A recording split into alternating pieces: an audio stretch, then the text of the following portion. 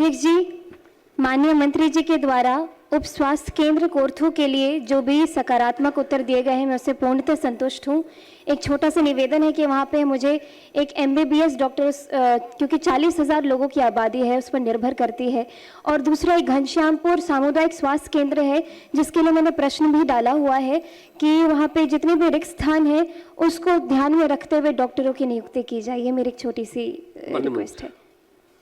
महोदय, माननीय सदस्य को मैं बताना चाहता हूं कि जो स्वास्थ्य उपकेंद्र होता है वहां पे चिकित्सक की पदस्थापना का प्रावधान नहीं होता है, वहां नर्सेज के द्वारा ही सुविधाएं दी जाती हैं।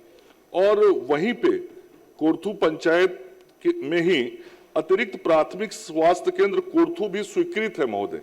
तो मैं माननीय सदस्य के प्रश्न के आलोक में वहां जो करवाने जा रहा हूं वो ये है कि कोर्थू में जहां APSC में चिकित्सक देने का प्रावधान होता है, तो APSC कोर्थू के अंदर उसको नया भवन बनाया जाए और उसके लिए हमने वहां समाहर्ता को पत्र दिया है कि भूमि उपलब्ध कराएं, ताकि भूमि उपलब्ध हो जाए और वहां हम APSC बना देंगे तो जो माननीय सदस्य की चिंता है कि वहां चिकित्सक उस पंचायत के अंदर रह के लोगों की सेवा करें, वो कर पाएंगे।